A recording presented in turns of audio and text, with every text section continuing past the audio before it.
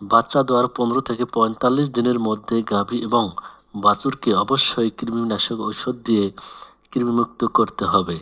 তাহলে গাভী ও বাচ্চা উভয়ের স্বাস্থ্য সুন্দর থাকবে এবং রোগবালাই কম হবে। কৃমিনাশক না করালে আপনার গাভী এবং বাছুরের অনেক ক্ষতি হয়ে যেতে পারে। তাই বাছুর জন্মানোর পর 15 থেকে 45 দিনের মধ্যে গাভী এবং বাছুরকে কৃমিনাশক ঔষধ দিয়ে অবশ্যই কৃমিমুক্ত করাতে হবে। বাছুরকে সঠিক সময় কৃমিমুক্ত করালে বাছুরের গ্রোথ অনেক ভালো হয় এবং রোগবালাই থেকে মুক্ত থাকে। কৃমিমুক্ত করার পর অবশ্যই গাভী এবং বাছুরকে লিভার টনিক ও জিঙ্ক খাওয়াতে হবে। গাভী ও বাছুরকে কৃমিমুক্ত করার পর আমরা হাইজেনভেট লিভার টনিক দিয়ে থাকি এবং তার সাথে জিঙ্ক খাওয়াই থাকি।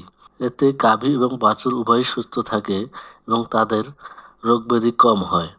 লিভার টনিক 500 ml 1 মিলি করে প্রতিদিন 1 মিলি করে 5 দিন খাওয়াতে হবে।